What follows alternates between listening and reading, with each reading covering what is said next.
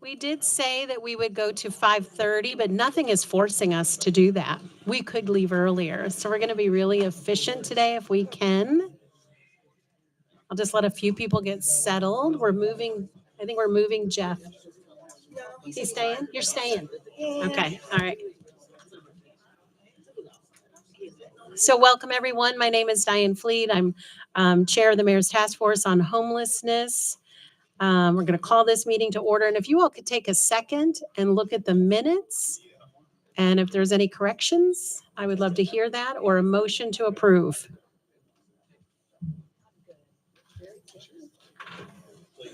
I'll make a motion to approve. Wonderful. Any comment or corrections? Good. All those in favor, say aye. Any opposed? Minutes accepted. Thank you all so much. So just some preliminary things so we can kind of get into the meat of stuff. We are going to change up a little bit of the schedule for the task force meetings, and just to give you an overview of what we're hoping to accomplish. So you might take a peek at calendars. So we're not going to meet at the regularly scheduled July meeting. What we would like to do is meet towards the end of July. So today we'll be looking through the recommendations from each of the committees. And then you'll have a little time to think about it, to work with your committees, and then we'll come back together to take some, to make motions of recommendations that we want to send forward. Then we have the public forum at the senior center. And what date is that? Tuesday, August 11th.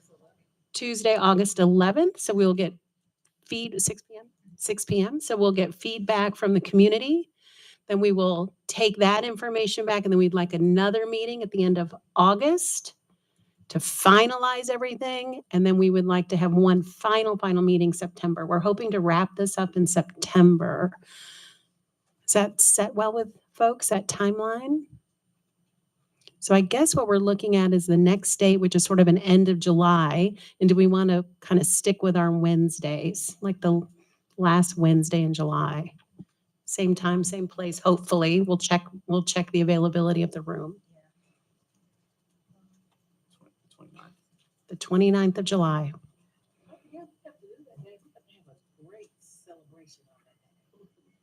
Is that TC? All right. We will do better than candy then. Okay, so July 29th, we will plan that it will be at 3:30 to 5, and then we'll have the room to be determined. Then we will. We were just kind of going with the same rhythm, so I don't know if we carried it all the way out, but I think the expectation 29th, yes, sir. Then for everybody that would like to attend the town hall meeting at the senior center at 6 o'clock, we'd love for people to be in attendance, but we'll get feedback from the community. And then we'd like to pick a Wednesday date after that. Let me look at my calendar. 19th or 26th. Does any date work better for anybody else? 19th, August 19th. 3:30, hopefully here.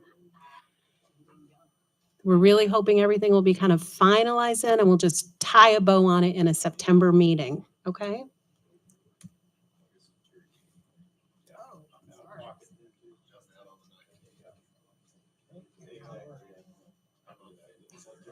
You're pretty important. You're good on the, no good? Are you good on the 26th?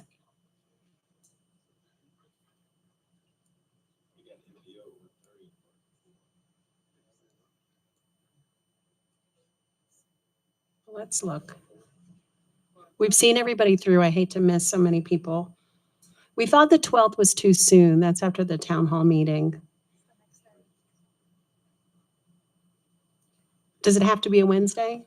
Can we do the 20th or 27th, which is a Thursday? No. Bad.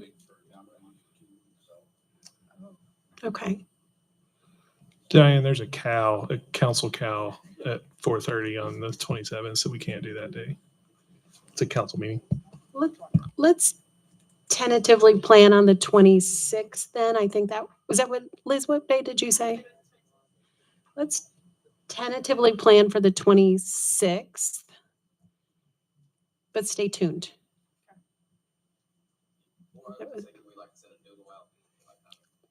If we're finding that too many people can't, yeah, maybe that's what we'll do. Okay. I was so worried about changing all this up. Okay, all right, we might do that. I'd hate to lose people. Okay, we can do that, absolutely. All right, perfect. Thank you for all those adjustments. I just thought if we waited every month, then we'd be till November. We don't need to be till November. All right. So next on the agenda, we're going to talk about task force draft recommendations. So just before we kind of move into that, you all should have received it in the packet. The recommendations from each of the committees, along with sort of a financial follow-up, kind of a statement that goes along with it. Please, please, please know that this is still draft. We're still having conversation. We'll give a little time after each committee's recommendation presentation for some conversation. I'm afraid if we wait and go through all of them, we'll kind of forget what the first group said. So we can kind of talk about it and sort of hash some things out. Then we'll kind of go through and then we'll open up time for public comment. Is that good for everyone? I'm going to take that as a yes. All right. So first, recommendations, I have Peer Cities and Shelter Models Committee. I've got Amy up front, but Tyler certainly can jump in. But Amy, it's yours. Thank you, Chair. So these are the, we looked at several shelter models in peer cities. We looked at Nashville. We've looked at the Volunteers of America. We looked at Loaves and Fishes and the Community First Village in Austin. We identified some themes that we would like to see in our campus here. The recommendations came from that. And the first one we have is develop a comprehensive implementation plan, which is just prioritizing all the recommendations that we have, a timeline, responsible parties, funding needs, performance measures, accountability mechanisms to guide the execution. We also had one for establishing a centralized homeless service campus, which would include a triage. We called it a triage facility, but it could be an intake facility or whatever that looks like. Client engagement, accountability, and accountability framework, almost like teaching people to fish. So while we're providing the service, we would like to, at some point, the ones who can stand on their own, make sure that they're able to do that. We are looked at doing specialized populations. So the ones that we're looking at first are our families and are over, depending on who you're asking, what our senior age is. I think we picked 55 and up and folks with disabilities. We also said maximizing existing shelter campus resources. So conduct a comprehensive site study, operational assessment of the existing emergency shelter campus on Versailles Road, evaluating the opportunities to serve low barrier unhoused individuals within the current campus footprint, identify opportunities for transitional housing development in the future, development plans for relocating existing city operations and equipments that are currently occupying that site. We talked about strengthening the public safety on the campus, including having maybe a roll call center, our paramedicine, and our public safety on site out there to make the neighbors feel a little better, as well as if they were needed at the campus, they would already be there.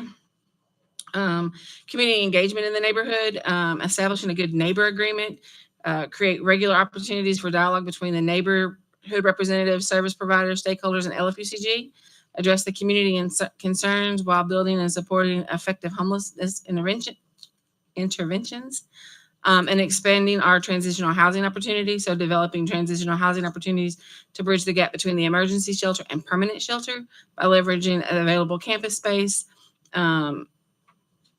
integrating supportive services, and helping individuals achieve long-term housing stabilization. And with that, I'm happy, Councilmember Morton and I are happy to take any questions. And Amy, just before you turn it over, can you, because I know we sort of distilled a little bit some of those recommendations that you all made from the committee in the whole minutes.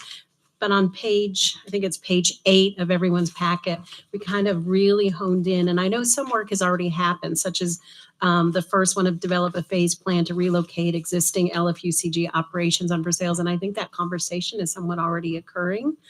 So do you want to just go over that just really briefly? And some of those have already moved, right? Like the bank is already relocated. I don't know what else is already out there, but yes, we've already spoken with Commissioner Ford about what that looks like as moving things from out there to other places that we already own. But the important thing about the for sales road location is we've already ran utilities out there. So that's a big part that's already done. And continuing to use this site as our emergency shelter until we have something more permanent in place for out there.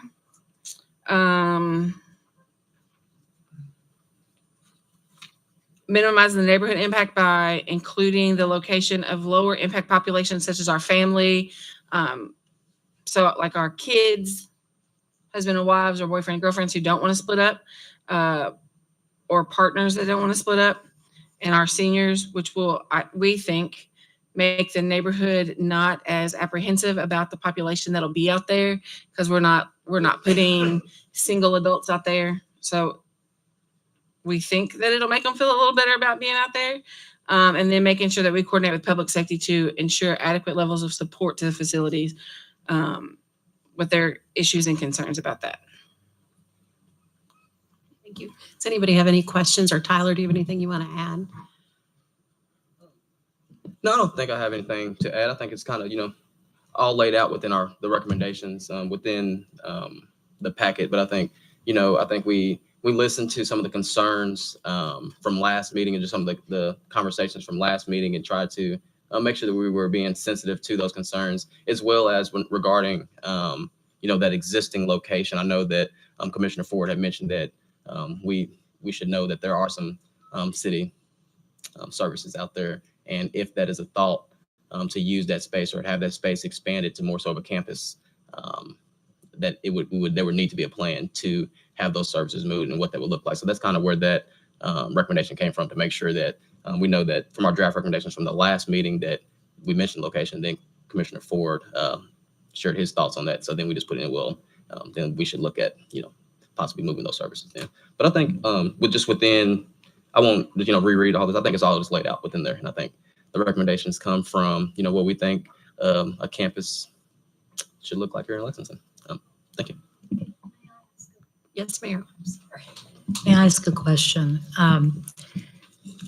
Is this distilled list the recommendations, or is the long list the This recommendations? distilled list is the recommendation, still in a draft form though. So if in the minutes that Amy had gone over, if there's something that you don't feel made to that page or there's a concern, so there's still room for movement. But this is sort of the core recommendations. Okay, Yeah. because there's no one here, I don't think, from police, but I heard you say roll call center, which is a multi-million-dollar sector that has a huge area of the city. And I don't know if you talked to the chief about that, because there's space only for a roll call center on that property. Yes, ma'am. And I called it a roll call center, Okay. but that's not necessarily what I'm talking about. I'm talking about like Okay, a building for paramedicine and our resource officers to be in, not okay, necessarily a roll call center. I just don't know exactly what that's called. Okay. Does that make sense? And I'll speak No.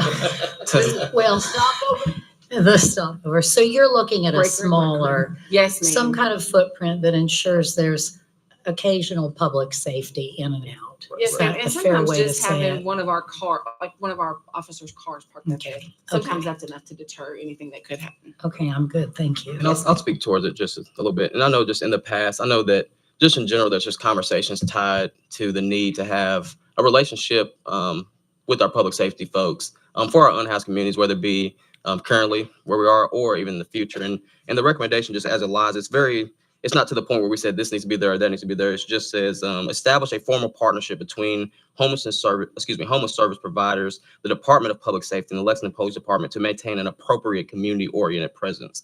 I think that is broad enough to possibly establish a pathway forward where maybe it's just an office there, or maybe it's broadened that. So I think it could be from small to large, whatever the council and the administration sees so fit for that area. But I do know that if we have a sense of public safety, we have a public safety presence in that area that is both for our unhoused brothers and sisters, but then also both for the surrounding community. There's a sense of public safety, I guess you'd say. So I think it's hand in hand in anything. If we do a campus or do anything, I think there should be a partnership with our public safety folks. And I think that was almost a consensus with the whole committee. So that's my thoughts on that. So may I ask, who else here? Well, what kind of police public safety presence do we have on the Hope Center campus? Does anybody? I don't think we do. I think they just regularly, and they check in. Okay. Is that kind of what you're? Well, I think a little similar. I think, so within Hope Center, they have the great privilege of being right next to BCTC, and right next to BCTC, we have our training facility with police right next door. But just looking at the VOA, looking at especially the VOA model, they mentioned that partnership with the Louisville Police Department, and just looking at possible other models, that having that sense of public safety is just important. And I think, as we're looking to possibly expand or bring on new services, that should be something, that innovative solution, and should be a part of that conversation, even if it's not in our existing, locations. I would love, especially within the first district, we have a lot of our resources within the first district. And I know that if we had possible, more concrete partnerships within that public safety response could be a little bit different, or the sensitivity, the nature of the surrounding community may feel a little bit different. So I think that's exactly what we're trying to balance between that. But to follow up on the mayor's point, I'm not aware of any police permanency in any program serving people who are homeless. There's more of a collaboration, but not on site. Yes. Yeah. Thank you. We do have roll call across.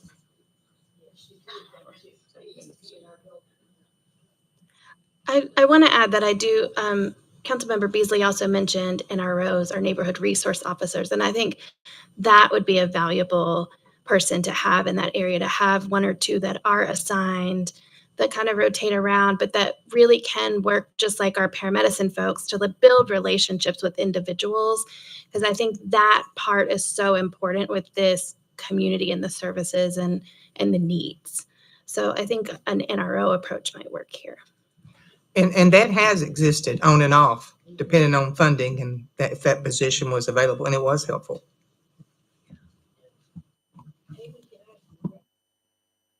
Jenny, can you use 14 Mike? and 15, aren't they? The mayor was asking.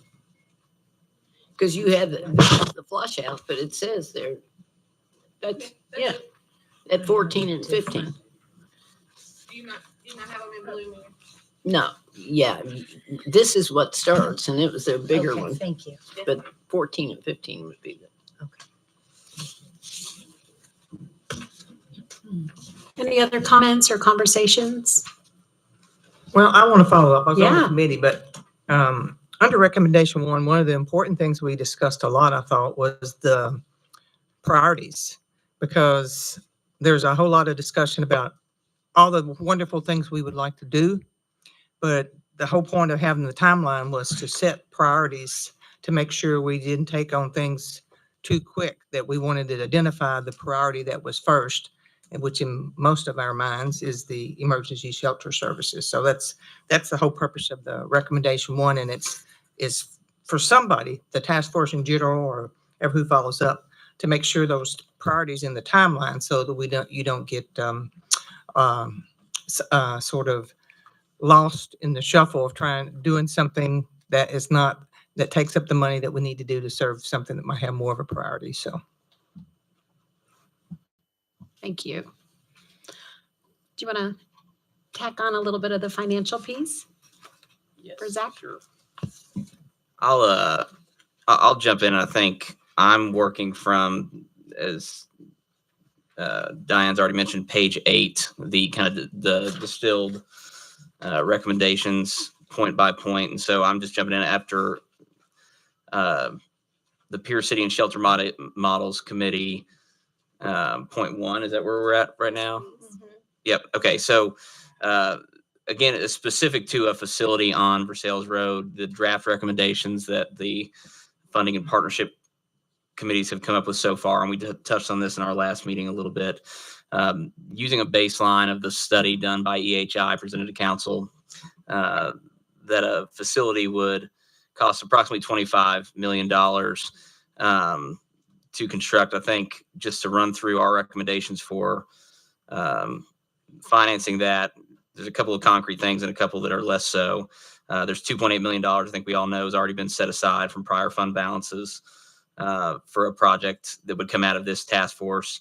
We would recommend that the $2.2 million set aside for the work of this task force from the opioid settlement funds be utilized for this facility. Now, there is a caveat to that would say you have to take special attention to the programming of the site in order to use those funds. So you do not hinder all of what you can do with certain populations. And there's ways to do that, to look at projects on a campus that you can use funds for certain portions of that. And it's very similar to what the VOA model that's been discussed. They did things like that with various sources of money that would have different restrictions. One of our recommendations to fill that gap is to explore a Section 108 loan, which is available to the city, to any municipality that has an allocation of community development block grant dollars. And we can borrow approximately up to $10 million under that program for projects like this. Then to fill the balance of that gap, I think our recommendations are to explore a couple of different things. One, something that we already do, and I don't know how fruitful it will be, but continued advocacy to our state legislature for resources. I think that's a no-brainer and already happening, but we want to make sure we included that. Two, to look at any fund balances remaining ongoing, and or other bonding that the city would be able to pursue as reviewed by the mayor's office and council. And then lastly, I think, and we'll get to this as we get to some of the other recommendations, I think there's an opportunity to solicit private investment from outside of city agencies to come and operate and construct a facility like this. Any questions or ideas for Zach that maybe this group didn't think of, or concerns? Zach, is this all capital cost? Yes. No operational. Okay. The operational plan, just so everybody knows, would be to shift the $3 million spent annually on the winter shelter to various phases as they are completed.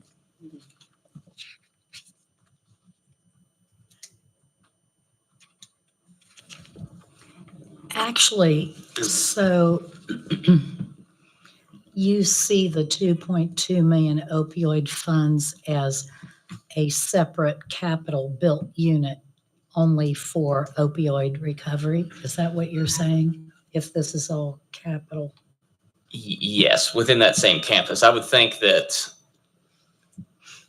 the entirety, and I think Charlie's expressed this in previous discussions, that the entirety of our of the circumstances in which someone becomes unhoused can't be distilled down to only addiction.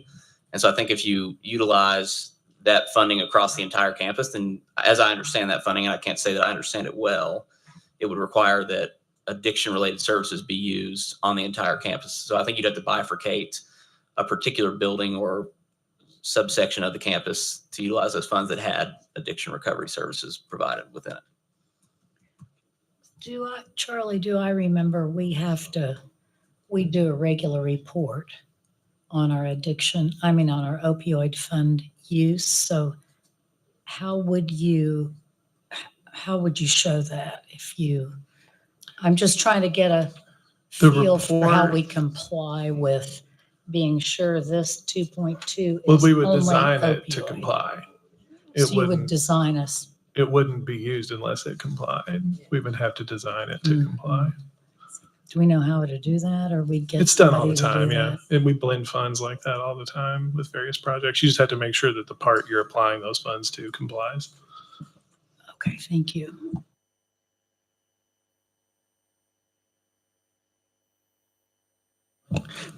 So to understand, we're looking at 25 million to rehab the Versailles Road one. Or are we looking at rehabbing Versailles Road and also doing an additional one then too? Because that seems awful high to redo all of Versailles Road. Yeah, I think you. I mean, I don't think it seems terribly high, but I think to have a comprehensive shelter campus with triage services, addiction recovery services. You're talking about multiple housing types. I don't think you could physically fit in just what's on Versailles Road. So I think you're talking about kind of a reimagination of that campus, which would include the refitting of some of the existing buildings. But I think you'd have some additional facilities to construct there as well. So if my understanding, the Versailles Road is going to be not really a low barrier one because we're looking at the neighbors and others. So then if we're going to be doing the opioid addiction, I thought that would be kind of a separate one than what would be going on Versailles Road. So I'm not sure how we're looking at over 55 families, children at the Versailles Road. But now I thought we were going to kind of separate the issues with mental health and drug addiction at a different one. And so I'm trying to figure out how we square up the opioid then as being part of that one then. Yeah, that's a fair point, and I don't know that I have a good response to that. It's And a that's something function of working with the money you have yeah, I mean, versus the that's- money you want. The money we have is opioid money. If we had another 2.2 million to take that place and we could use the opioid money elsewhere, we would.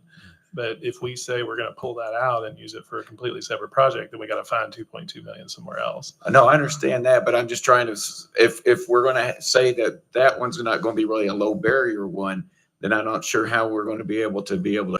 I'm not opposed to doing the Versailles Road and then another one that for the group that we're not taking care of. Hopefully we're going to be pulling some out from the others that can go into Hope Center because we'll be pulling some out for age and other stuff, but still.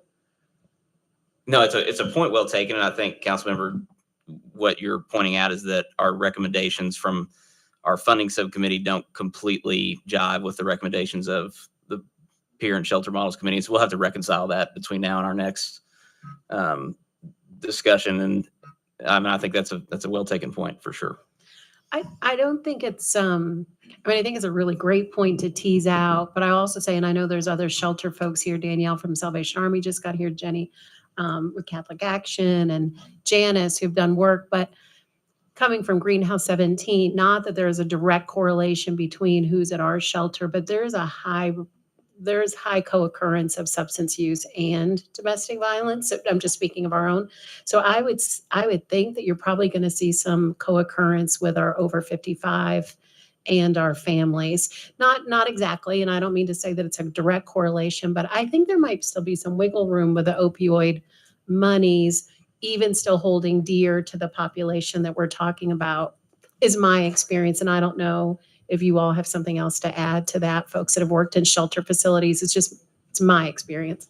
Well, is this just not addiction services, but opioid addiction services money, correct? That's right. Yeah. So obviously there are people at any age that have opioid addiction, but it's probably not as broad as all addiction. But there's, in every program, there would be people with opioid addiction. So it would depend on how you serve them within a shelter, because they got to enter someplace, so that's how that would be the only way you could do it, I think. Yeah. And it plays out a lot differently too, I think. So if you're looking at it within a family or you're looking at it within, seniors, I think the impact looks different. How did you come to the decision, the age of 55?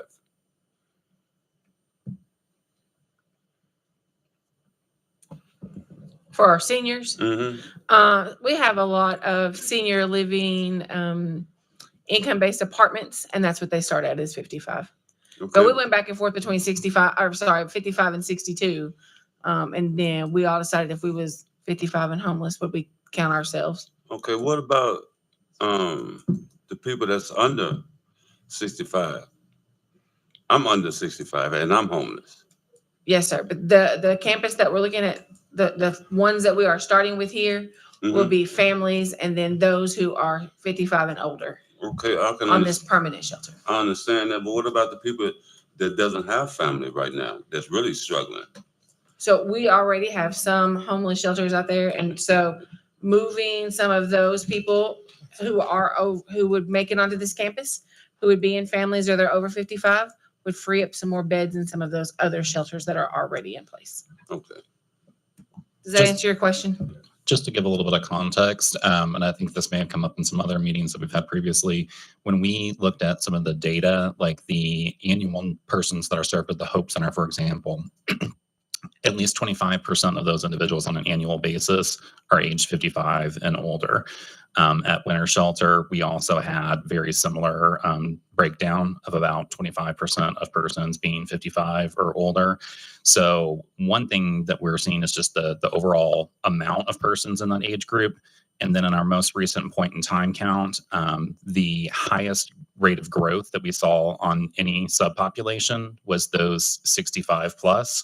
We had 10% of all persons included on our point in time count that were age 65 plus.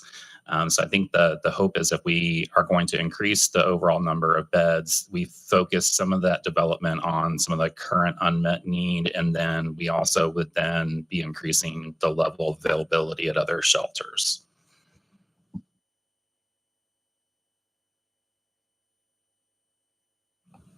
However, I would like to add, even if we take our 55 and over out, if you do the numbers from this last year, we still have a lot left. We have 220 people. So, and if playing with Hope Center numbers and playing with probably not our numbers, because a lot of ours are where they are. I mean, I think I'd ask David, what would you say 25%, Janice, is of Hope Center? Well, I mean, David was in on the dialogue. He's not here today Yeah. about the numbers, and he thought that they could serve, most of the population that is single males if the 55 and over were pulled out. It was a high number, My understanding was that 25% of the Hope Center would be about 60 people. No, not 60. It was less than that. I don't have the numbers in front of me now, but it was like 58 or something. But the bottom line is that if you take our numbers and start playing with them, you'll see that even with you all taking some. Well, that's kind of, the data that Jeff had and what David, it was a higher number. I mean, you're talking about at any one time, 25. Is that what you're saying? Because. Well, at any one time, Yeah. 25% is what Yeah, David had. yeah. And the only reason I'm saying that Mhm. is that we have to look, we are aging too. I mean, the numbers we work with, 55 and over keeps growing, but it isn't enough to take care of all of them. We know from the EHI study, there are X amount of beds, unless you're going to make that a lot bigger under Sales Road. So I don't know. I'm just saying, cautionary tale. We can't leave out our 18 through 54-year-olds. Yeah. We're going to, but anyway, we'll get to that. But we also have to start somewhere, Yes. right? Like we have to start somewhere, or else we're gonna be kicking the same can down the road in 20 years. Right. That's what I was saying. Why not have the families on one half of the Vassals and split that and put the people that ain't got families on the other half? Want me to be honest with you? Just split it. Because we can't afford it. I mean, you're building a shelter for the families. I mean, how many families you think that place might hold? Well, families and individuals. It's just the individuals are 55 and older. I'm talking about families as far as kids, 2 or 3 kids, and the husband and wife. All right. I'm saying if you got 20 of them or 50 of them, and the other half of the building is not being used but for offices, why not turn them into?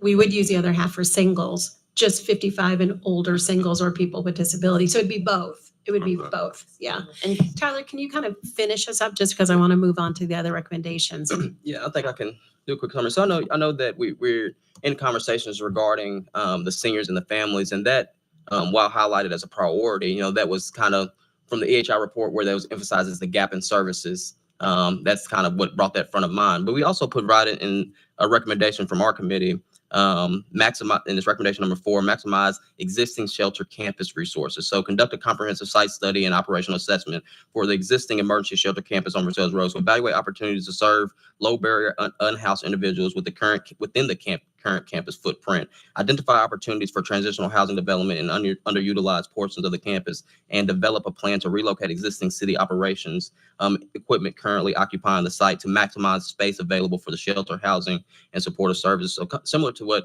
Councilmember Beasley was saying, I think we looked at it as kind of like a phased approach, knowing that, there's a current gap right now for our unhoused families, our unhoused seniors, but understanding there is still a need to serve our individual unhoused brothers and sisters, and knowing that that's just going to be a need in the future across the board. So how can we phase it and still look at that campus and possibly address those concerns, phased out possibly. Going towards the funding tied to opiate funds, I think I understand, why it's in there. I think there's ability to do innovative solutions, whether that be creating, building a building, or specifically a unit specifically tied within that opiate criteria for our unhoused community, whether it be possibly, and it's not up to me, but up to the administration deciding if there's a specific portion of the campus for folks that are in recovery, or for folks that are dealing with opiate concerns. So I definitely think that there's ways to use that funding innovatively while also following the criteria and making sure that we have our I's dotted and our T's crossed. So I could understand that being in there. But also, if there is a concern, in the future, if there comes concerns tied to, well, that may not meet the criteria, then maybe it's just balanced funding. Maybe that then turns to programmatic funding for that site. So I think there's definitely ways, and I can understand. I definitely supported that coming to the Unhoused Task Force, and I think there's ways that it could be used, whether it be through development or through programmatic use. So that's what I got. Thank you, council member. Your wheels were turning. Thank you. TC, I'm going to shift to you as far as supportive services and prevention committee, but I'm going to hone you in on page 9. Again, it's sort of the to use my word again, distilled recommendations. If you want to talk about that and give the opportunity for people to ask questions. Okay.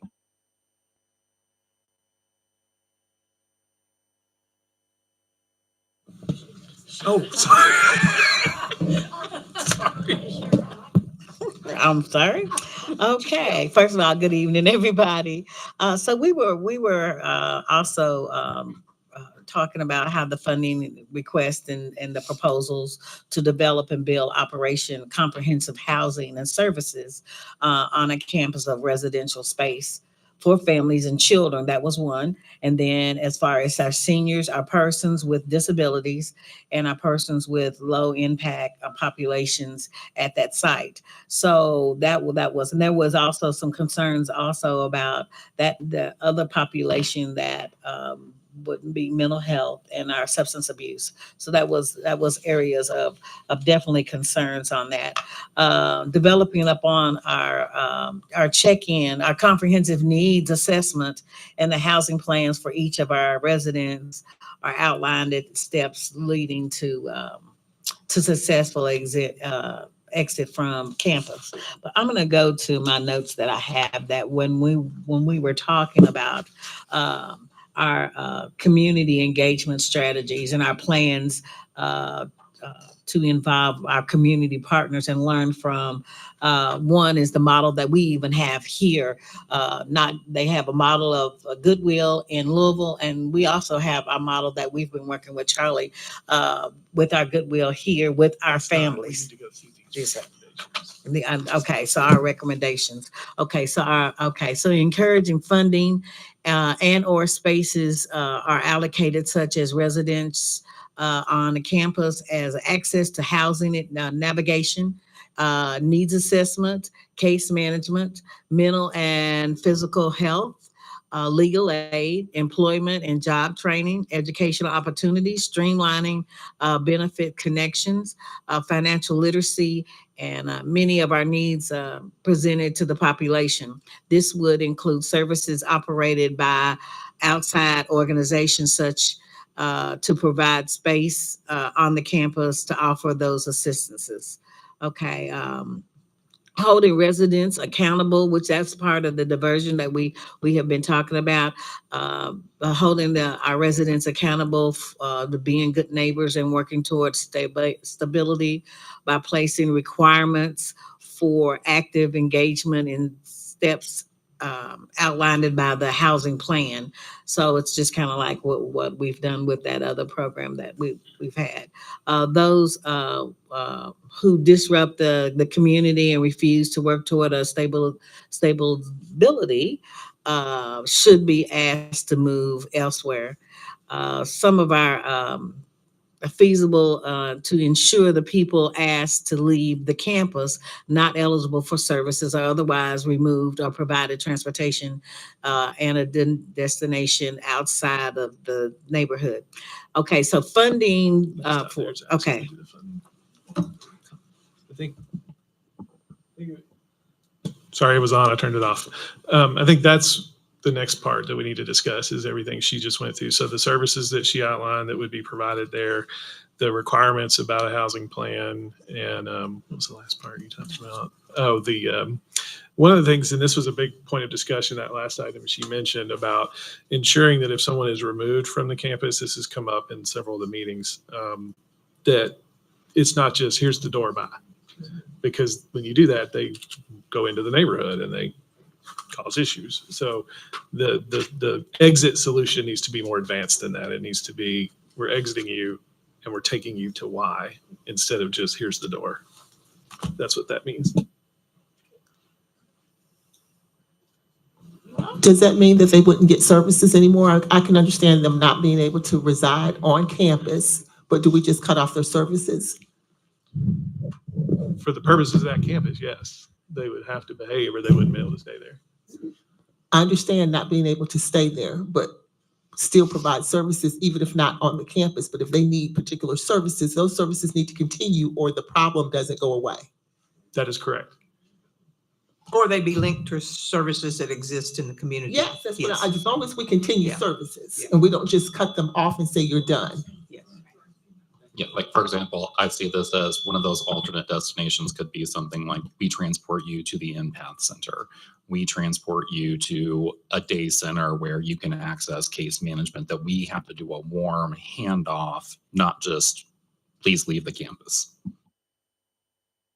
And more than just, we're going to transport you out of this neighborhood into another one because the crime is not going to stop unless we continue services and try to right the wrong. Alan? I just want to ask, with this recommendation, it was brought to my attention, and I apologize if I get the title wrong, that a large federal grant was cut from, is it New Life Day Center, that seemed to provide a lot of day services. Maybe how is that? That sounded like that was a pretty substantial loss for them. So there was a time that some state funding for New Beginnings, one of our organizations that does housing and supportive services for individuals with serious mental illness, was rescinded, but it was reinstated a few days later. Like a lot of these kinds of funding changes, they don't always stick long term.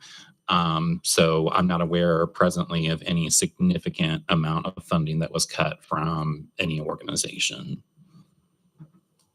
We also did have earlier in the year, there was an abrupt stop to SAMHSA grants, which would be federal, and that would have been very significant impact on mental health and substance use services. Similarly, it was later reinstated. Thank you.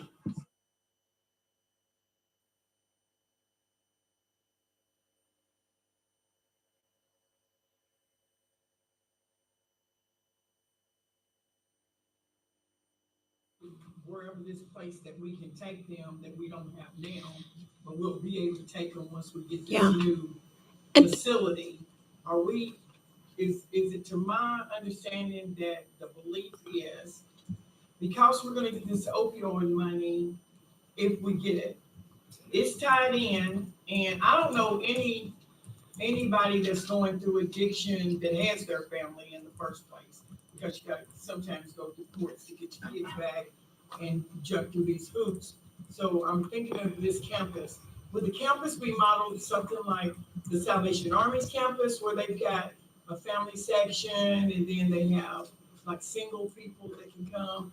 I'm trying to get a visual of this new campus on Versailles Road that will have, if somebody's disruptive and if it's not going to jail, then there's going to be a place that we can take them and they will continue services, but just not on campus. I'm trying to wrap my head around this whole concept. And Tana, can I appreciate that, because we really love the Volunteers of America site, and I know that's something that you really appreciated in the Louisville site. I just want to hold the public comments towards the end just to kind of get through the agenda. Yeah, well, but just to the questions at the end, so we could just get through the agenda, but we'll write it down and then we'll kind of come back to it if it's all right with you. We just need to get through this piece. Thank you, though.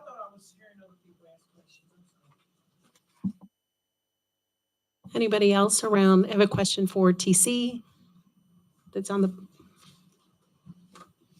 Sorry.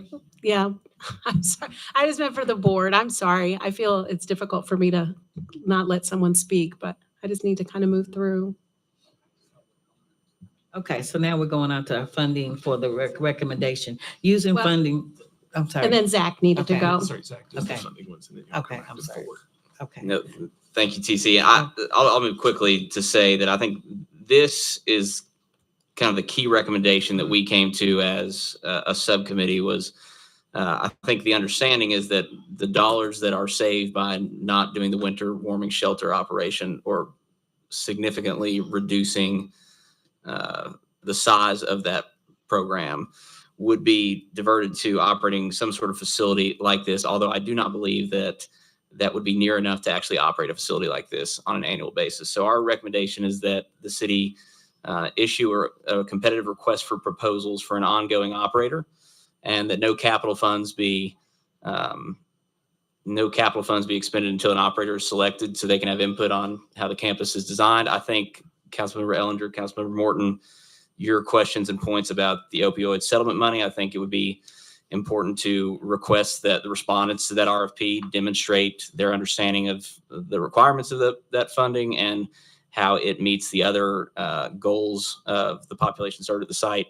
I think that's kind of a key piece to operating a campus like this, is that the city not try to fund by itself operations of that campus. They need to find someone outside, an outside party who has outside funding, and discover that through a competitive request for proposals. Any question from the board to Zach regarding the funding? Okay, TC, you're next. All right, back to me. All right. Okay, so developing a fund palette program serving 10 to 20 households that offer transitional housing. It's also a pathway to permanent housing through mandatory engagement in supportive services. Focusing on the employment support for people that have little or no income, like, for example, the job training program, helping them to grow their income and helping them learn a budget plan for themselves, and helping them to be more self-sufficient within a 6 to 12-month period. It does take our families longer than just a month. I know with our program that we do at Goodwill that they work with them for a month, but then if they are McKinney-Vento, we try to offer that extended support, because it does take a family longer than a month to try to get sustainability as far as income. But conducting a thorough program evaluation to determine the return on investments and evaluate successful rates of sustainability. So having that extra support there to kind of help them stay on track and evaluate where they are, and then in a plan to where they need to go. Elements redeeming a valuable and a new permanent program, incorporating elements as appropriate into existing systems, drawn from stable recovery, and a simple industrial specific projects to develop a reconciliation of a model tied to local employment needs. Number 5, though, developing alongside the Lexington Humane Society and local adoption groups for foster and offer alternative placement programs to assist persons that who are non-service animals and barriers. I know that was one of the things too that we did with some of our families was I had a family that literally did not want to surrender their pet to a foster care because it was an emotional support for their kids. And so they chose not to even go into a shelter because the shelter wouldn't accept. So that area I know is very important. And at one particular time, we did work with the Humane Society to actually provide that support. So that will definitely be a area of recommendations there. Expanding our medical capacity, increasing beds and support for chronic and long-term needs for people with medical conditions. That's again surrounding our families that are persons that have our disabilities and have some more medical problems that might end up finding themselves homeless to prevent them from accessing other shelters or emergency housing. Sometimes people in crisis just need to find some help finding acceptable alternatives to shelters. And again, that goes back to our transitional programs and services that are out there that to work more closely with families that are falling into the homeless systems. Each person keeping out of the system, shelter systems, is a bed not needed. Lexington should grow its system capacity by requiring diversion strategies. And I know that was one of the areas that Jeff talked about in depth was a diversion strategy to kind of help. You wanna, well, that's okay. I'll say so that definitely helping our families with that diversion to help them continue with sustainability for that. And emergency housing operations, including considering all options prior to establishing basic emergency shelter. Requiring homelessness, providing, receiving from our local funds to operate shelters and emergency housing, to present a diversion plan as a condition of funding. Also prioritizing homelessness resources from our local to emphasize diversion practices. And I'm just kind of running through here. Right size the budget to the emergency financial assistance programs with community and residential services to ensure finances is available to the entire fiscal year. I know that's important for our families that need assistance with their utilities and like with when they are relocated because of something that they've done or not evictions, but sometimes when they are properties have been condemned, being able to have those services there to help those families. And we find that there's more properties out there that are being condemned because of not being taken care of, but also continuing expanding the use of our housing flex funds to facilitate diversion and rapid strategies. Establishing a center intake and triage location. And we really talked about that a great deal of homelessness can have a place to go 24/7, 7 days a week for assessment and placement in appropriate locations. And so that's a definite area of recommendations there. Trying to also campus standalone and locations of existing locations and at the site, providing intake and referrals. We talked about that in depth too, is intake systems for our shelters and emergency housing to ensure proper placement and emphasizing diversion and reduction on the impact of people arriving from outside of Lexington. And that was a big conversation right there that we are having more people come to our city and that are from outside of other counties. Anybody have anything on my committee? Yeah, I like what you said, having the homeless to have a place to stay for all day. If we had a place to stay, don't have to leave at 6 o'clock in the morning and can't come back to the property till 6 o'clock in the evening, we ain't got no choice but to walk around the streets. You know what I'm saying? Begging, holding up signs. Just like I say, if we had a place that we don't have to leave the property, you might see a big old change. You might see a huge change in us. You know what I'm saying? Because we don't have to walk the streets. We ain't out there in the elements. You know what I'm saying? We somewhere that we can call this is safe. We out there, it's a lot of us don't even want to go out of the building and walk around the streets. But if we ain't got no place to go, you put us out at 6 o'clock in the morning, we can't come back until like 5 o'clock to eat. I mean, what else is it to do but walk the streets and end up fighting crazy or getting in trouble? I like what your ideal is, though. Okay, picking it up. All right, we had a lot to talk about, y'all. Okay, providing services.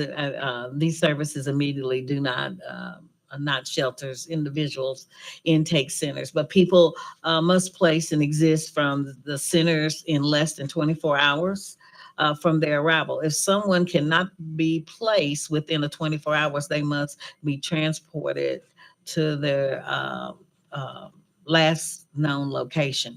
And so if I'm not mistaken, Charlie, isn't that what we were talking about with those that are coming from out of county? Yeah, that's kind of what that's getting at. Okay, because we're finding that The we're. next one sort of addresses that. Okay, and requiring a condition of receiving city funds that shelters and emergency housing operates takes reasonable steps to prevent these beds and services being filled with people from outside of Fayette County. And facilitate an on-site operation of services by all partners who provide essential services for the population up to and including office and or sharing meeting spaces.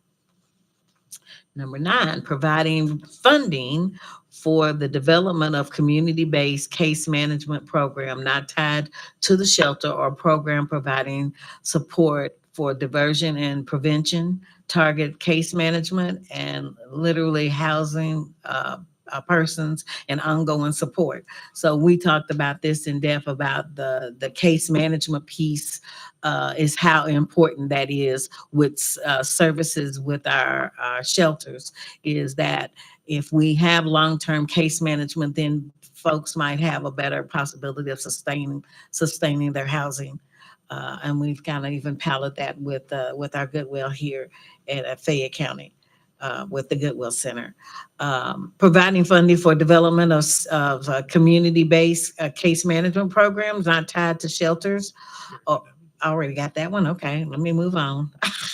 Okay, together with the Eastern State Hospital and other mental health stakeholders, develop and fund a high utilized, can't talk today. That's our son. Program to identify and target small groups who are individuals with high prosperity for balance and severe mental breaks. And so we kind of talked about that too with the Eastern State, that a lot of times when they dismiss people from those facilities, that they hand them a piece of paper and said, here's the resources. So how do we help them connect to more case management to be able to help those persons that are experiencing mental health crisis and that kind of things, instead of just turning them on the street and say, here's a piece of paper, go for it. But being able to help them. The program should help community identify those who are at most risk of harming themselves or others, and target interventions where a traditional program has failed. And that was exactly the example that we had.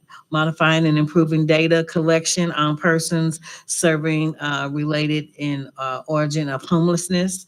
And that's kind of related also to our folks that are coming in, getting more information from them and collecting more data. What was it that we talked about, Jeff, about adding to our data collection? So we talked about a lot of our existing data around homeless origin has traditionally been asked around where was the location of your last permanent stable housing. And that doesn't necessarily indicate that someone came here specifically for the purposes of accessing services.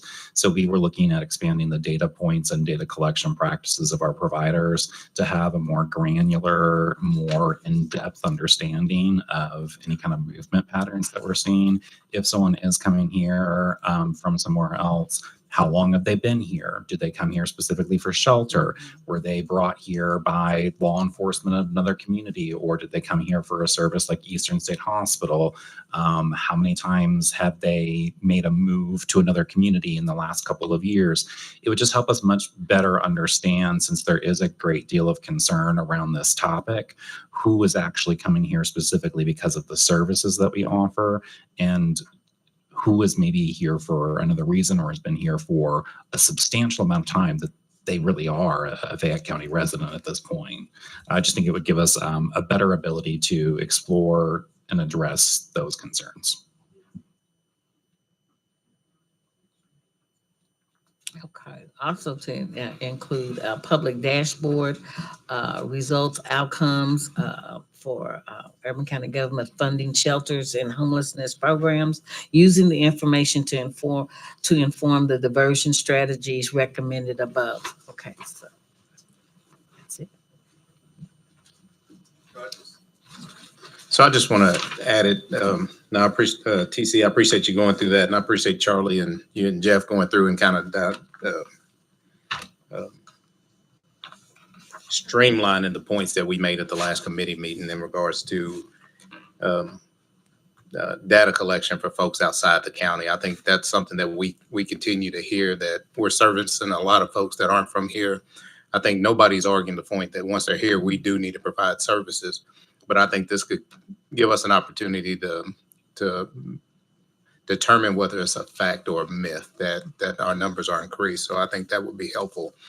Did we mention the funding for providing opportunities for folks to go back to their home or place of origins in regards to the flex funding? Did we mention that? Because I think that's what we talked about in the call. So I don't know if it's going to be reflected here, because one of the eligible costs that we have under the Housing Flex Fund right now is if we can confirm that somebody would have a housing opportunity in another community, we would be able to provide them transportation assistance. And there was a recommendation around continue and expand the use of the Housing Flex Fund. So I think that's where you would find that. And then item 12 also encourages that we would explore options for improving coordination between the three continuums of care within the state, so that we can try to facilitate getting people back to a community of their origin, but making sure at the same time that they would have adequate supports, that we're not just sending them there to be on the streets there, but we're connecting them with service and housing and shelter options where they want to be. And just to be clear, it was voluntary transportation, not involuntary, like as if somebody wanted to go back. Correct. So to speak. Yeah, we would still have, a barrier of if someone doesn't want to go, we can't force them. But it would be an option for us to just better coordinate that kind of movement, where someone really doesn't want to be here. They're just here because that's where they physically are, and they have no resources to get back to where they want to be. Yeah, I think that's clear. Then also the community-based case management program. I think we've all talked about how case management is important to moving folks to sustainability. And as opposed to tying it to a service provider or an agency, if we can have something in place that everyone can access, I think is one of the good recommendations. And then also tying a diversion plan to city funding, just to hold agencies accountable of not just warehousing people, but actually providing a plan to sustainability. So thank you for that. Any other questions to TC from the board? If I could expand just Yeah. real briefly on the Eastern State program that was referenced, that reflects, we've told you all a couple of times that we have a parallel group that's been meeting that meets with Eastern State and all of the mental health providers. And it actually, the reason it's been separate is it started before the task force even existed. What that is stating and recommending is what that group came up with. That group has concluded what that program or initiative that they're saying we think we need to try is sort of their answer to trying trying that. So that's why what we did was just slide that in since they've kind of completed their work. I think one piece too, it was dense information. TC saying thank you so much. But I think what we kept hearing too was, so we can build something, but what is the programming around it? And I was hearing a lot of language around accountability and opportunities. And I think there's just been some really great work of connecting people to individuals and programs that are already doing some great work. I think we kind of know what families need and people that are, are seniors and are mental health, but how do we get that to them? And it's really hard to work with folks when they're on the street. You just can't even really focus if you're just surviving. So I just kudos to this committee for pulling all those pieces together. Zach, do you want to talk about funding? Sure. I think next in our packet is the recommendations of the funding and partnership committees outside of the specific for Sales Road campus.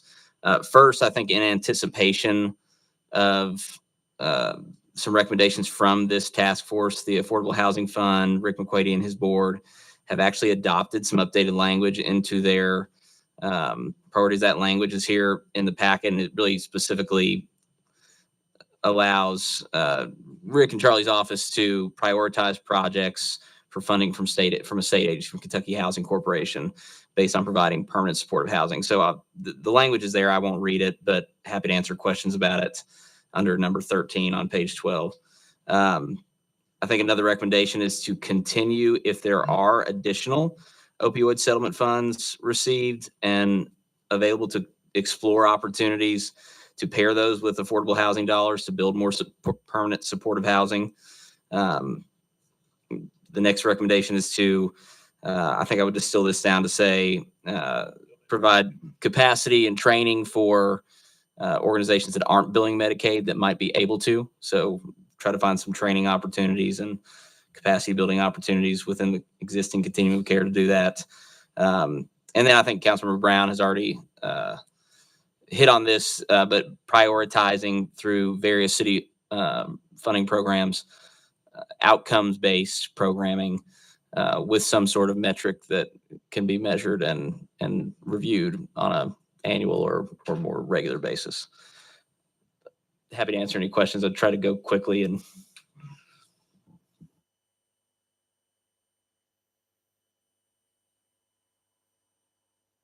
Well, there you have it. That is a slate of the draft sort of preliminary recommendations from those two groups. Yeah, please. Yeah. There are three at the end that didn't fall under a committee that we took from conversations in the full task force or other conversations that were taking place. And so we're just giving you these. They're for discussion purposes. You can keep them, you can reject them, you can change them. Of course, you can do that with any of these. They just didn't fall cleanly under a committee. So they're just kind of here. The first one is about the Housing Authority. Gives you some context, but the short version is the Lexington Housing Authority is able to adopt a preference for homeless individuals, meaning if you're homeless, you go to the top of their list for whatever they have available. Our housing authority has not adopted that, but they are able to adopt that. Louisville's housing authority has adopted that. So we are recommending that they adopt that or pursue that. And then the other two are largely related to education and how we use our system. Lee and I had talked after the last meeting about potentially engaging with some of our legislators about other communities and what they're doing. I think that's a good advocacy step as a community, that we need to continue to have that conversation with our legislators and the surrounding communities about, what is your role in this and how do we protect ourselves, but also help you? Maybe we can improve collaboration there as well. And then finally, I threw this in at the end just because I think we can always benefit from helping the community better understand all the things we've all spent a lot of time discussing here. What causes homelessness? What does Lexington do about homelessness? And what could be done so that as we're having these conversations going forward as a committee, that we continue this as an ongoing improvement process. We used to do more of that. Frankly, we just got kind of overwhelmed. The whole system's kind of overwhelmed, so it doesn't have a lot of excess capacity to have a class for the citizens on how to what causes homelessness. Or we used to do ones like how to interact with people who are experiencing homelessness. I think looking into bringing some of that back is just something that could help with our culture here. May I ask a couple questions? Did I hear you say earlier that these will be in priority order? The recommendations, did someone say that? I did not say that. I think they're in priority order under each category. Okay. Yeah. They already are. Yes. Okay, But we're hoping, Mayor, that people will still go back and look at the minutes and see if something was left out in the priority or something that we want to redo. But we took kind of what the committee recommended and then, I don't know why I keep using the word distilled, but kind of distilled it to make these recommendations. Okay, Yeah. that helps. And I also heard someone in the beginning, and I don't know who it was, say that the $3 million we use for the warming shelter eventually could cover operations. This is a lot more than $3 million. That's We have true. And many let me employees clarify. in here. Let me You clarify. have, yeah. That only applies So- to recommendation number 1, the Versailles Road Okay. campus. Okay. Everything else is going to have to be pushed down Okay. the road. Yeah. So are you intending, then that leads to my final question. Are you intending to take a closer look at your recommendations and how much money you think they will cost? I mean, this is sort of a big deal for council members, for myself, and would be helpful because I know you've said, for example, expanded social services, that's our ESR grants, which is tied to a percentage of our previous year's revenues. And you've talked about different applications for current programs in government. So that might indicate increases. So I think, I don't know if council's up for a tax increase, but we need to know more about this, I think. Do you? Do you? I think this is many millions of dollars. So it would be helpful to know a few more specifics for funding. The only thing I'll say, and I don't want to jump in front of anybody, but Mayor, I think we don't want to handcuff this task force with thinking about how much it's going to cost to do what needs to be done. I think that's going to be our responsibility once the recommendations come out and come to us. So I think having a conversation about what research was done, what best practices were discovered is good to allow the task force to be able to say, this could possibly work here. And then we just have to make a decision on how we fund it and in what priority and how we phase it. And some things may not get funded. True. Okay, that sounds perfect. And Mayor, I want to make sure that I'm clear from the Funding and Partnerships Committee. We certainly believe that the $3 million from the warming shelter would not be adequate to operate even a facility on Versailles Road. Right. Also don't believe that there will actually be $3 million available. I think there's some winter warming that will have to continue. So I don't know that the entirety of what we're spending is going to be available after a facility like this is built, even if all recommendations were adopted. So our specific recommendations for operations is to put out an RFP for a third party to demonstrate how they will fund their programming on a site like that. Now, I do think that some money should be committed. I think it was a consensus of our committee that some money from the savings of not doing the winter warming shelter would be committed to the ongoing operations as a grant, but finding a third party who can demonstrate financial viability on their own would be the recommendation I think we were making. Of government. The RFP would include some sort of annual grant, but it would not be adequate to operate the facility. So someone who would demonstrate outside of government opportunities to fund the operations of a facility. And I think a lot of what we've seen in the recommendations could be priorities in an RFP like that. In my mind, that RFP is going to ask the proposer to give us a fundraising plan. And it's going to show what other dollars that they're bringing to the table or that they think they can bring to the table. So they would bring funding. And a track record of having earned those dollars for other like when we programming. met with VOA in Louisville, they had raised significant amounts of money in addition to all this public investments. They had raised significant private money. So some of this wouldn't be government funding. It would be outside funding. Okay, thank you. Tyler, or sorry. Okay, Tyler.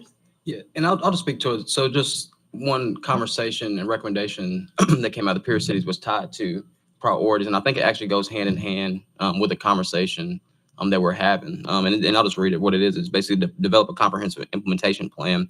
The task force should prioritize all adopted recommendations and develop a comprehensive implementation plan that identifies timelines, responsible parties, funding needs, performance measures, accountability mechanisms to guide execution. And I think through that, I think Ms. Janice intent in emphasizing that was that we know that this is going to take a phase out approach. This is going to take a lot of different community partners, a lot of folks coming around, but then coming to the table.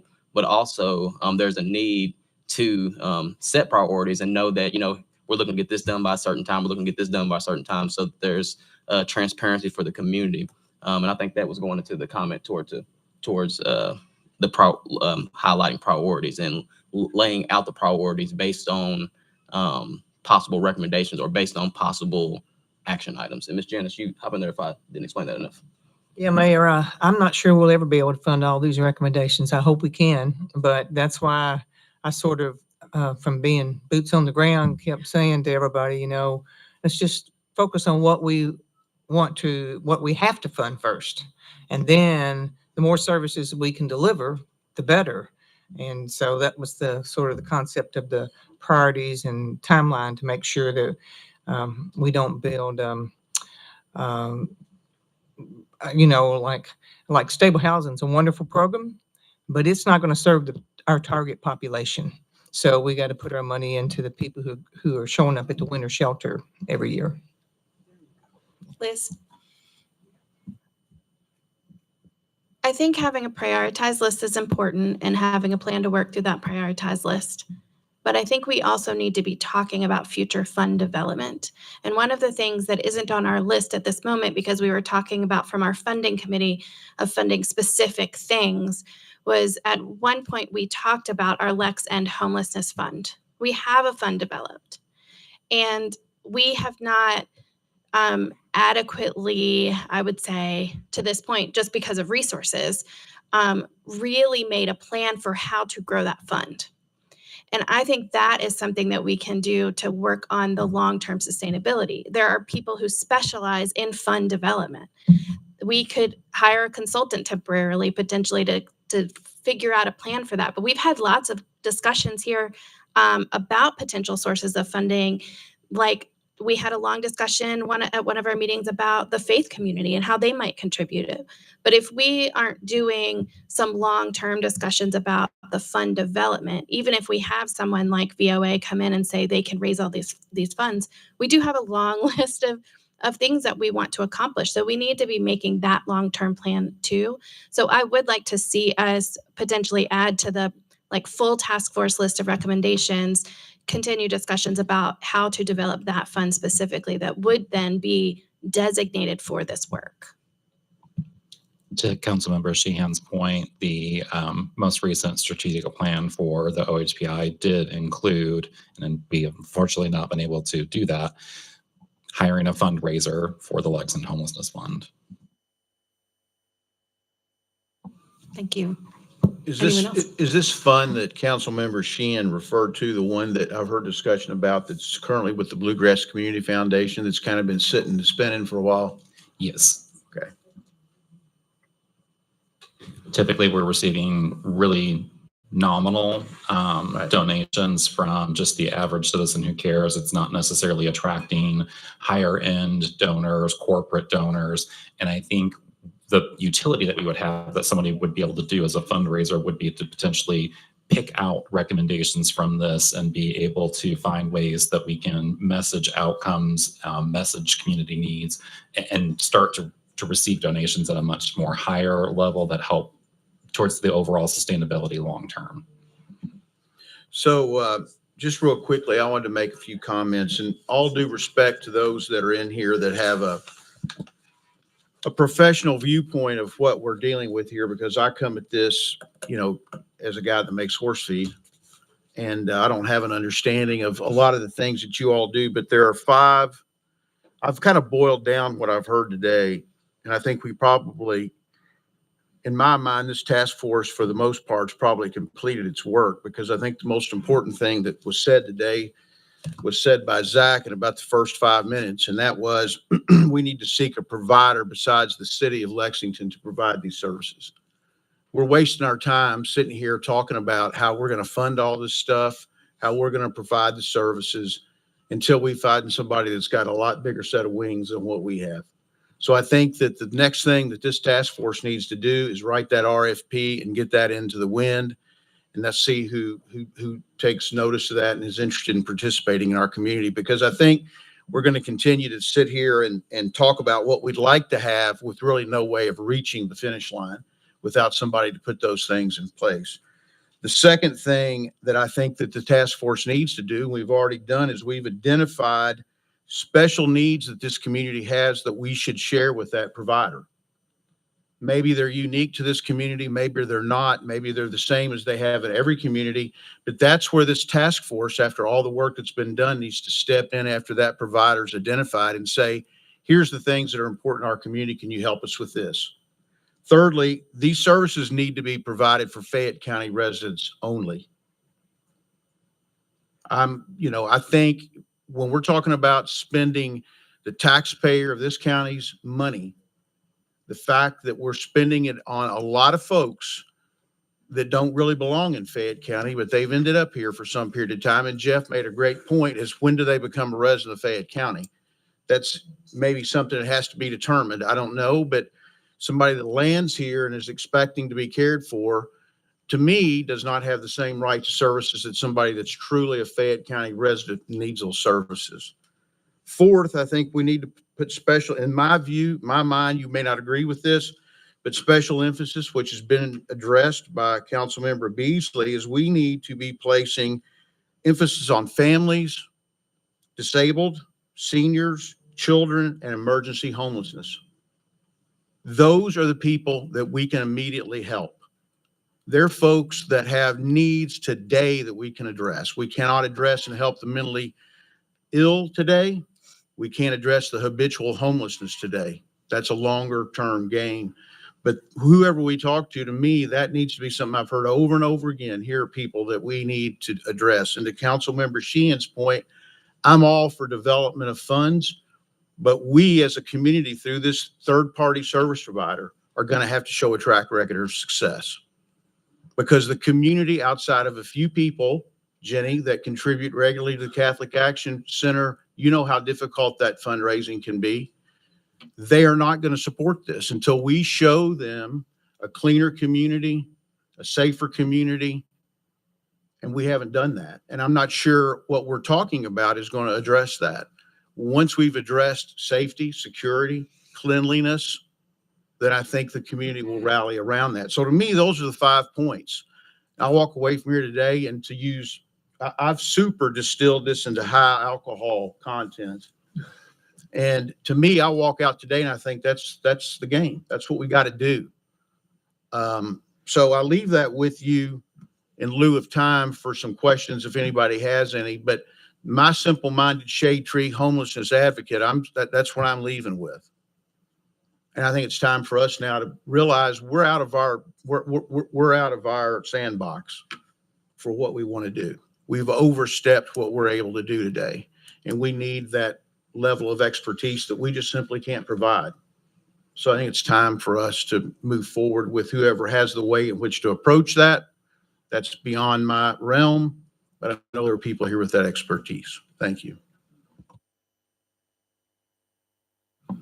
Any follow-ups? Yes, Mayor. So then,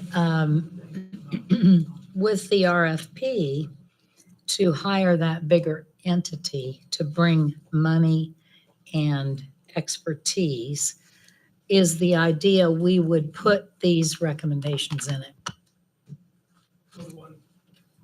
Not all, because not all would apply to that specific RFP, but yes, the RFP would be built from the recommendations. Yeah. Yes. I think there's a secondary conversation, Mayor, to have with that person, is that what can you do? And these are the things that are specific to Lexington that we'd like to see done. And is that reasonable? Because you got to remember, you're turning over the keys to the car if you let somebody else do this. And if they've got the money, they have the resources, they're writing the check basically, and they might be the people to bring the fundraisers in. So we're kind of sitting there hat in hand at that point, waiting for them to tell us what they're able to do.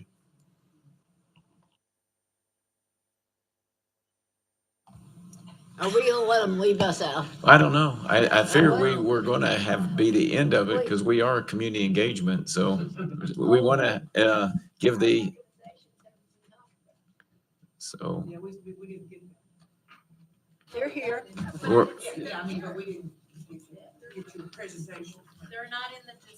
Threw me off because you're not in the distilled version. My apologies. No, we didn't want to be still. There you are. That's what happens. All right. All right. Jenny or Chuck, who would you like yeah, to I'm go? going to start and All right. I'll be brief. We had 6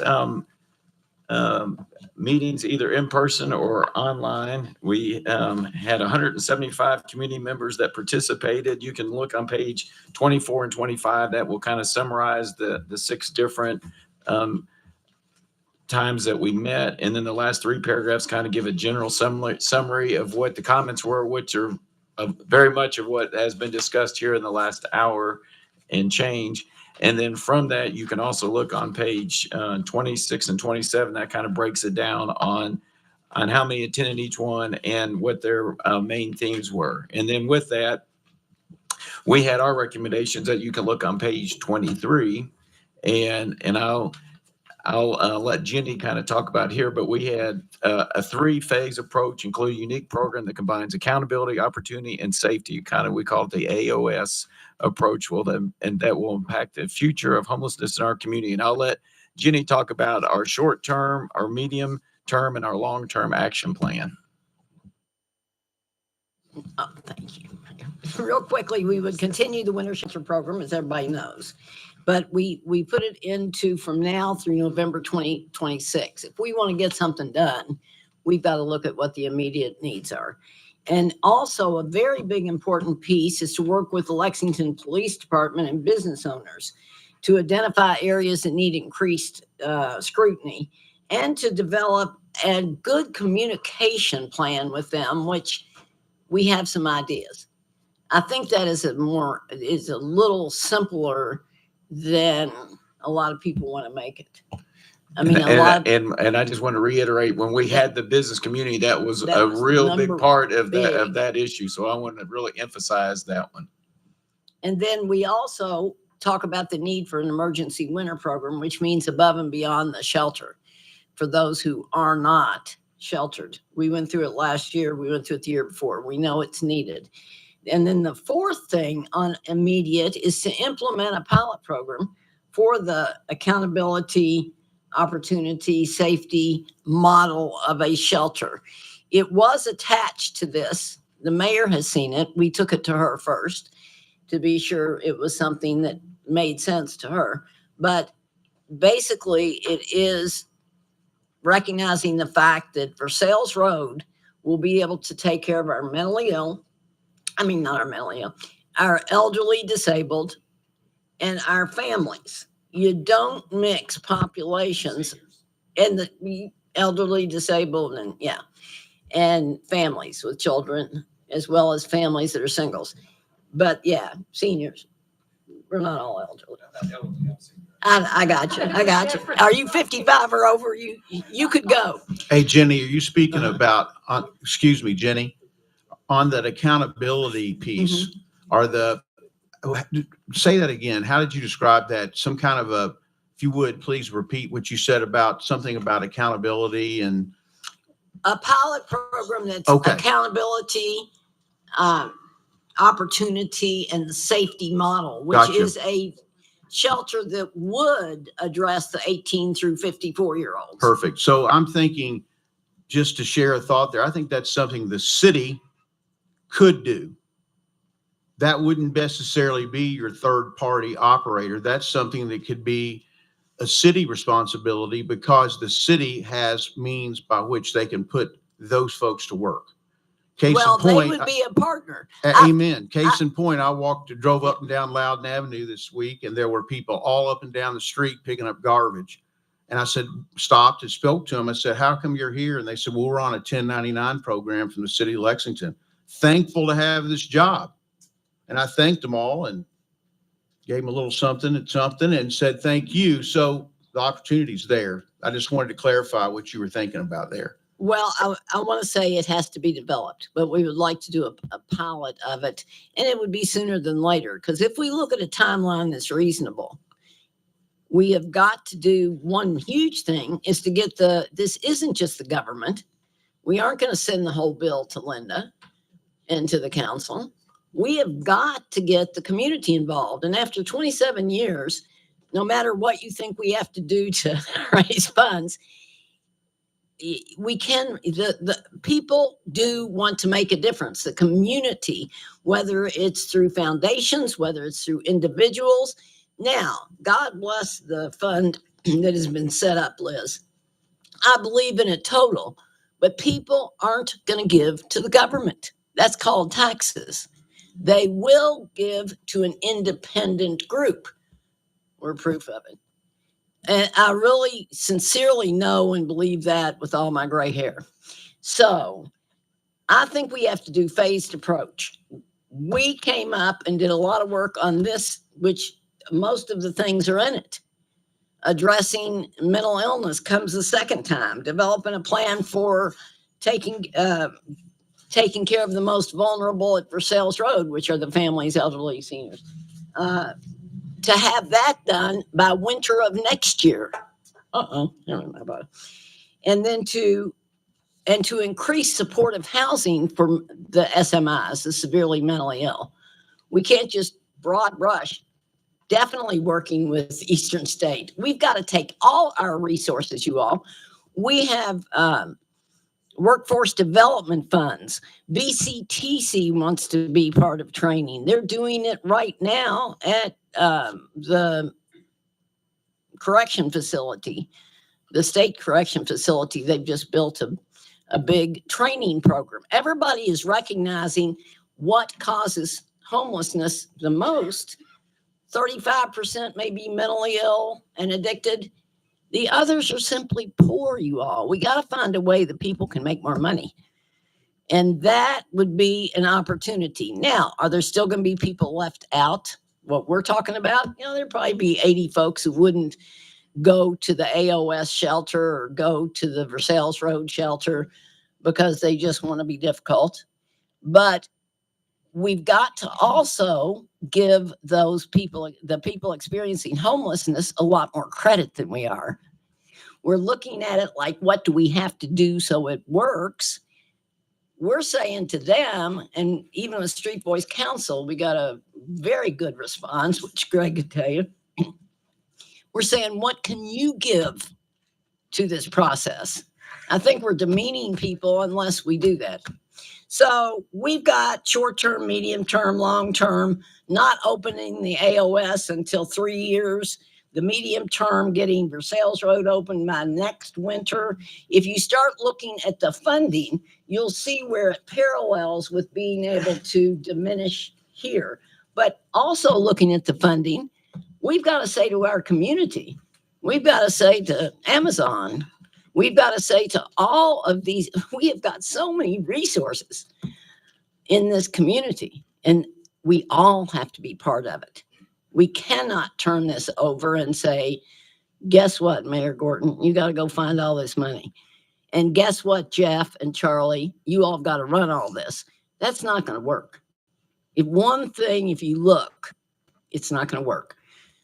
Our suggestion is that there's a subgroup of this group and even some other folks like BCTC, our CTE, they do training, they're specialists in it.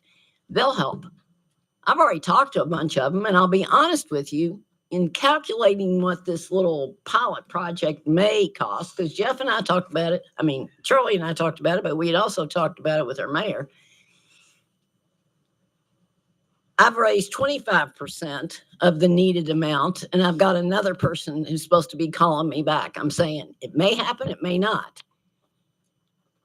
you all, our community cares, and they will. It has to go to a nonprofit or to some place they can write it off. They don't want to write it to LFUCG as much as we can love our government, because it's just not the way people do. So that's, I mean, we've got short-term, long-term, it's in your packet, but our biggest thing I want to say is that carpe diem. We've got to seize this moment. I've been doing this a long time, along with Janice and others. And I can tell you, we're at a time now that's critical enough that if we don't go forth with concrete action, it'll be another 20 years. And we'll all be sitting around talking about what a shame it was. And what did that task force do? That's all I got to say. I was at the Lyric Theater with my people that is homeless.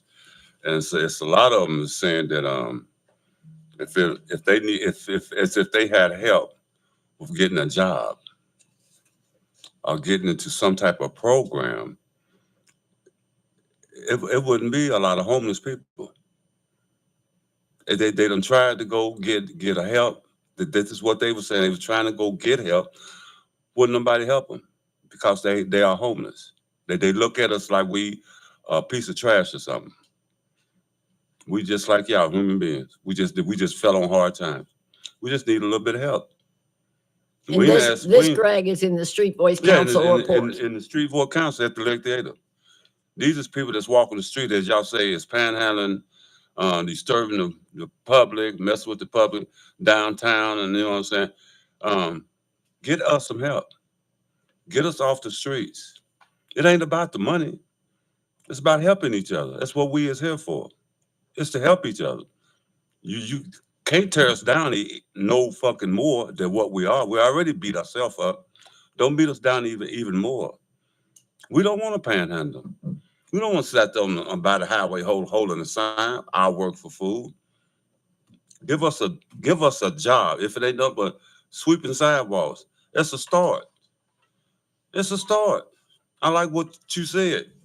Believe me. Stop messing around. Let's get this shit. I mean, let's get it done. I'm sorry, Mayor. Let's get it done. I mean, you know, it seems like to me, it's all about the money. What about the human being? What about the people that's going around eating out of the trash cans? If you ain't never been homeless, you don't know how it is out there on the streets. If you don't, you think you know. You hear this and that. But if you haven't lived it, you don't understand.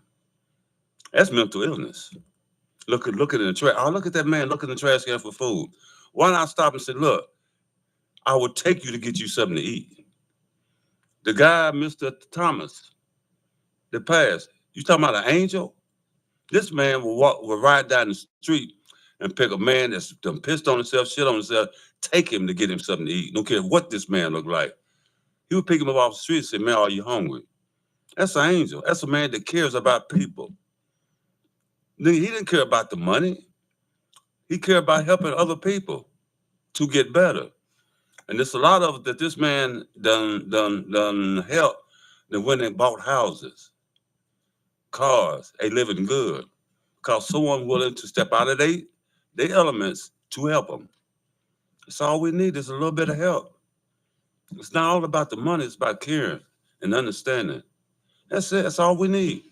Someone that's going to care. Thank you. Greg, the money has to be for the programs. And I will say this, our Give Kids a Home program, which was established in 2016, has helped 1,879 families to become stabilized in their housing with not a penny of government funding. God bless you. But it is the community. People will help you all. That's all I got. Excuse me. If we advertise on TV to help the homeless find jobs and place them into a home, you'd be surprised how many business owners will help because they're tired of seeing us out on the street. We just got to reach out. They want to reach out and help, but they're not going to want to help if we keep doing what we're doing, destroying property, panhandling people that's going downtown that's visiting. They's not going to help. But if we could show them that these people really need help, these people is willing to work on getting help, I believe we will get a lot of support. But it's going to take time. It goes back to one of the things that we also talked about in our committee was public perception is shifting that public perception of what our homeless are, changing the views of our homelessness as a community and involving everybody, that it's not just the government, it's not just Fayette County government or Fayette County schools, but it's our whole community. We have to change how we even look at homelessness. And that was one of the things that we actually talked about on our committee was the public perception and marketing. I wanted to give a little time for anybody who's for public comment. So if anybody would like to take a microphone, if anyone has a question, we've got 3 minutes per person. If you have a question or a comment, we'd love to hear from you. I'd like to. Yeah. Yes, I'm Steve Reardon.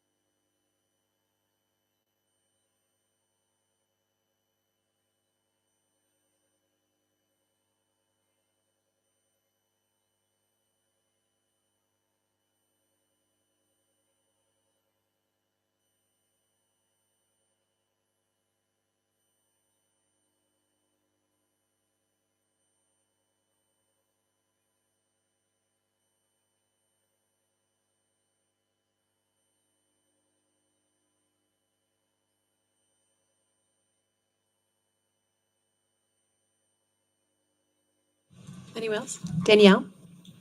You have to do the microphone. Press that little button.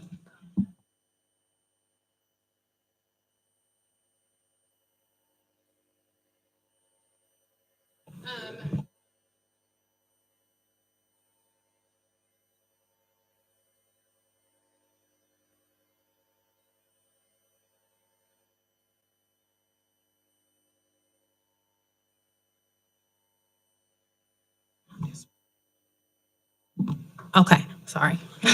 Businesses, being run differently or them having issues, just neighborhood wise with, these shelters coming into their neighborhoods.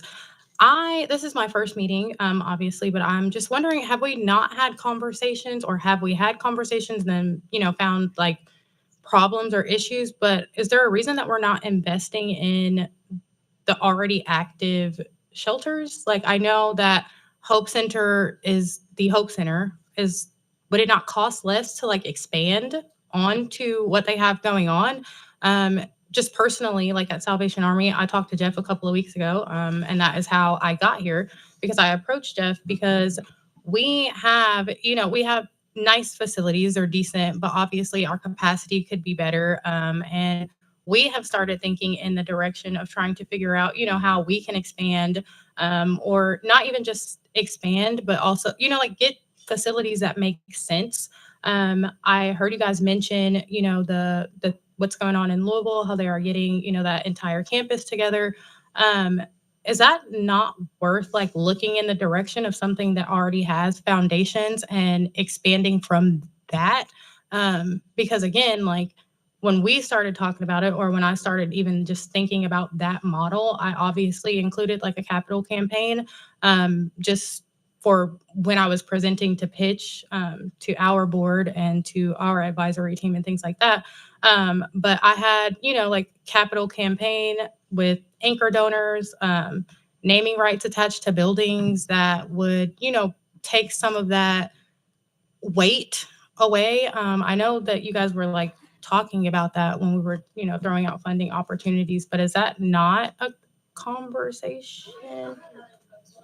I'll let other folks sort of respond to it, but my understanding, I do think existing programs have been asked if they have ability to expand their capacity. They just don't have the ability to expand the capacity to the need that we have. So a little bit of the conversation that I think that Janice was having, if we do this, is the Hope Center able to expand a little bit, or Arbor Youth. And for folks that don't know Danielle, she's with Salvation Army. So I think we're looking at a lot of shelter programs. I don't think that they have the capacity to expand it with what the research said we were short in bed space. So it was kind of a both and, I guess. But if anyone else has a better answer. Well, I would just say the city just put $2 million to expand the Hope Center to do 2 floors. One is veterans and the other is other transitional.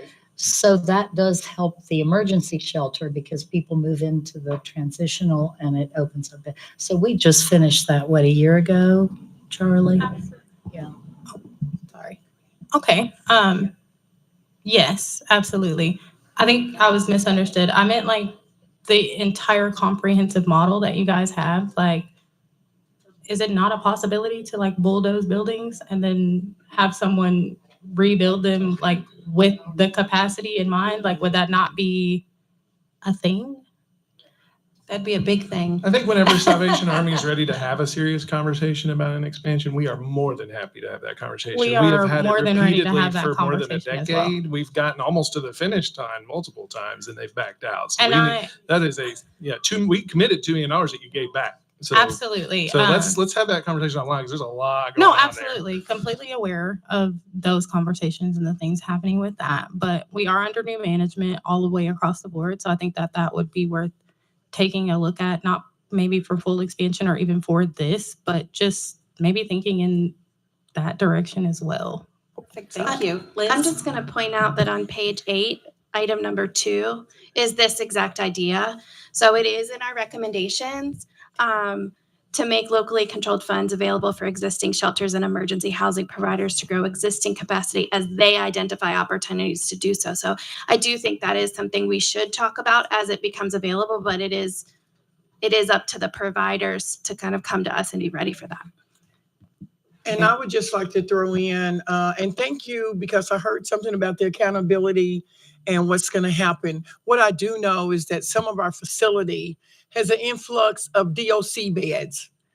That's not Lexington's residents. These are people coming from prisons from all across the state that has taken the beds in the Hope Centers and Salvation Army and places like that. Maybe we can look at that also as far as some type of solution for our Lexington residents. And I don't know what that looks like, but that's one thing that when I heard that, and then like the outcomes of how many people, and I'm pretty sure you guys are doing great jobs with follow-ups of people who have graduated from those programs, and where are they now, and is it a revolving door right back into the Hope Center, which is taking beds from other people that could use some services that they've never received?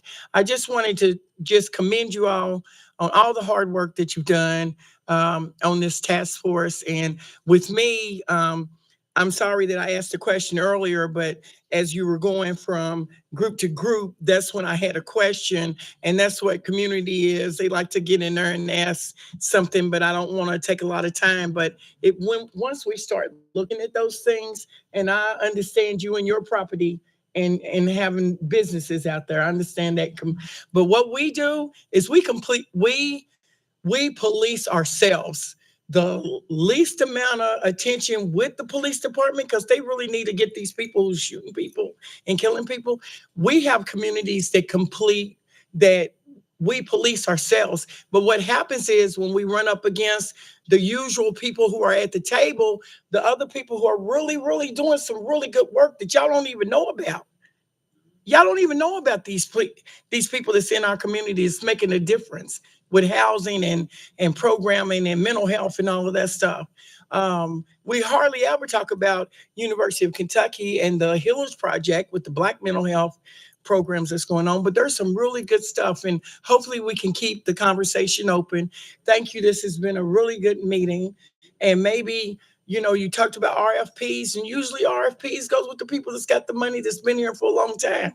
But these startup people that's really doing some good work, maybe we should take a look at them too. I'm going to talk to my council I member about appreciate it. that. Thank you. Any other public comment? All right, well, then we will bring this meeting to adjourn. Our next meeting is July, did we say the 29th? July 29th. It's at 3:30. We will, to be determined whether it's in this space or not. And then I also hope you all go to the public forum in August. Thank you. Happy Juneteenth.